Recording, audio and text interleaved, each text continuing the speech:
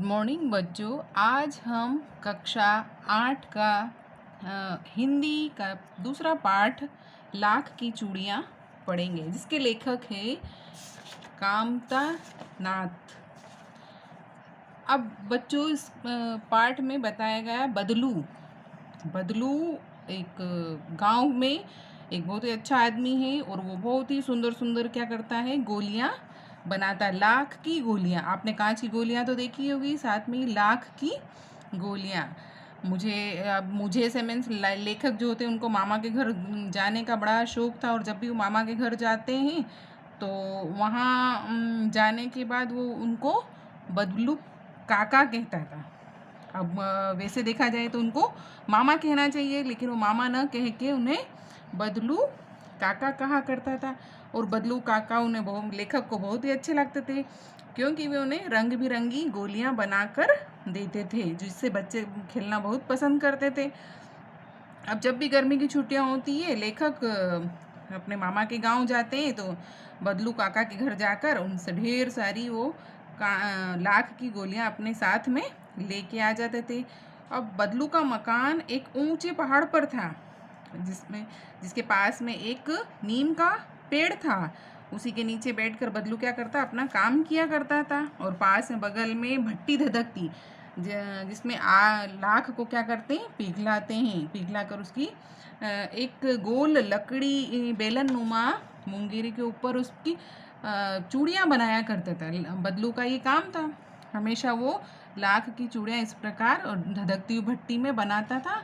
और वो पतली मोटी अलग अलग तरह की मुंगेरी के ऊपर चढ़ाकर क्या करता, उसको चिकना करता और फिर अपने हाथ से बनाता, और उसमें फिर क्या करता, रंग डालता था। अब लेखक हमेशा बदलू काका के यहाँ जाया करते थे। बदलू हमेशा अपना कार्य क्या करता था, एक मचिया मीन्स जो पटरा होता है, स्टूल होता है, उसके ऊपर बैठकर अपना काम करता था। और पास में ही उसका क्या रखा हुआ था, हुक्का वो पीता और लाख की चूड़ियाँ बनाता रहता। बीच बीच में हुक्का वो क्या करता, पीता रहता था। अब जब भी लेखक उनके यहाँ पे जाता है तो बदलू लेखक को क्या कह के बुलाते, लला कह के बुलाते। लला, जब छोटा बच्चा था लेखक तो उन्हें लला कह के बुलाते हैं, और उसके लिए एक छोटी सी मछियाँ मंगा देते हैं और पास में उनको बिठा देते थे लेखक को। और लेखक जब वहाँ बैठे बैठे देखते हैं तो बदलू कैसे चूड़ियाँ बनाता, हर रोज़ ये चूड़ियाँ बनाता है। अब बदलू क्या करता, रोज़ लगभग कम से कम 4 जोड़े चूड़ियाँ बना लेता था।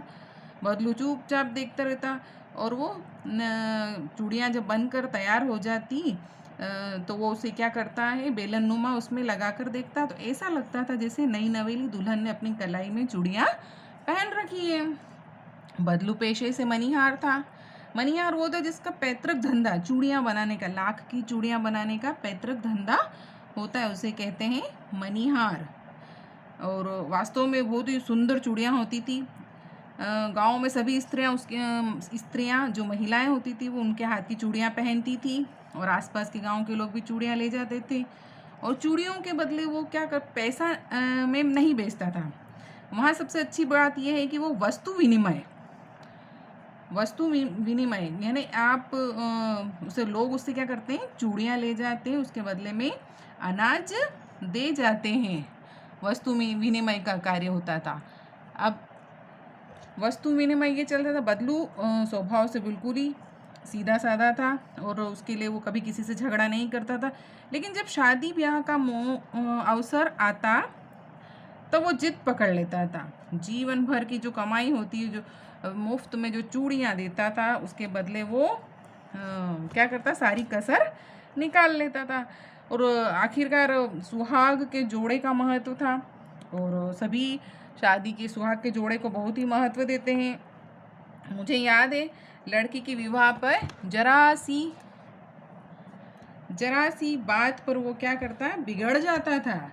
फिर उसको मनाने में लोहे लग जाते। अब मनाने में लोहे लग जाने का मतलब ये है कि जो विवाह का जोड़ा इतना उसका मूल्य इतना बढ़ जाता कि उसके बदले उसके घर वाली को और सारे घर वाली के लिए कपड़े और अनाज और ढेरों अनाज, पगड़ी मिलती, और साथ में रुपया भी मिलता। और बदलू को अगर चिढ़ थी, बदलू को चिढ़ थी तो किससे चिढ़ थी? कांच की चूड़ियों से। वो कांच की चूड़ियों से बहुत चिढ़ता था। वो किसी भी महिला के हाथ में कांच की चूड़ियाँ दिख जाती तो अंदर ही अंदर क्या करता था? कुड़कुड़ाता था और दो चार बातें उनको सुना देता था। और जब लेखक को याद है कि उनके साथ घंटों बैठे बैठे बातें करता रहता था।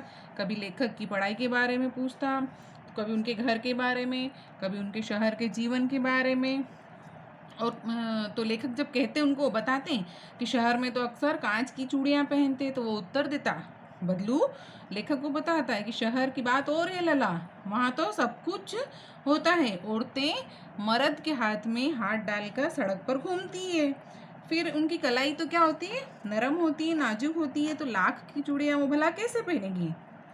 अब बदलू इस तरह की वहाँ बातें करता लेखक के साथ में, और लेखक की खातिर भी करता। अब मेहमान आते तो घर पे खातिर होती ना, उसी प्रकार बदलू लेखक को क्या करता? अपने घर की गाय की दूध की क्या करे, उसे मलाई खिलाता। और आम की समय में जो फसल होती है, आम की फसल, उसे आम भी खूब खिलाता। तो बदलू को बड़ा अच्छा लगता लेखक का वहाँ आना जाना। अब लेखक जब भी वहाँ जाता है तो वो इस प्रकार से गाय की बनी दूध की बनी हुई मलाई खिलाता और आम देता खाने के लिए, और 2-4 लाख की गोलियाँ उसे रोज़ बना कर दे देता। अब जब तक लेखक अपने मामा के घर में गर्मी की छुट्टियों में वहाँ रहते हैं, तब तक तो वो हमेशा बदलू के घर पर चले जाया करते थे। लेकिन एक समय ऐसा आया जब लेखक के पापा की बदली दूसरे शहर में हो गई और लंबे समय तक वो अपने मामा के गांव में नहीं जा सका। करीबन 8 से 10 साल हो गए। 10 साल बाद तो लेखक इतने बड़े हो गए कि अब उनको कांच की गोलियां खेलने में, लाख की गोलियां खेलने में कोई रुचि नहीं रही। बहुत दिनों तक वो अपने मामा के गांव नहीं गए। जब वो मामा बड़े हो जाने के बाद मामा के गांव गए, तब काफ़ी दिनों तक वहाँ रहने के बाद उनका ध्यान आया और वो गांव में सभी महिलाओं को देखने लगे कि सभी महिलाएं कांच की चूड़ियाँ पहनने लगी। कुछ महिलाएं थी जो लाख की चूड़ियाँ पहनती थी। तो लेखक को ध्यान आया, लेकिन वो वहाँ बदलू के पास मिलने के लिए नहीं जा पाए। लेखक के मामा की छोटी लड़की जो आंगन में गिर गई, उसके हाथ में कांच की चूड़ियाँ थी। चूड़ियाँ टूट गई और उसकी कलाई में घुस गई और खून बहने लगा। और जैसे तैसे लेखक ने क्या करा, मरहम पट्टी करी। और मरहम पट्टी करने के बाद उसे अचानक बदलू का ध्यान आया। तो फिर वो उससे मिलने के लिए, लेखक बदलू से मिलने के लिए चले गए। शाम को घूमते घूमते उसे घर की तरफ गए और वही चबूतरा जहाँ पर लेखक ने बदलू को बैठे हुए देखा।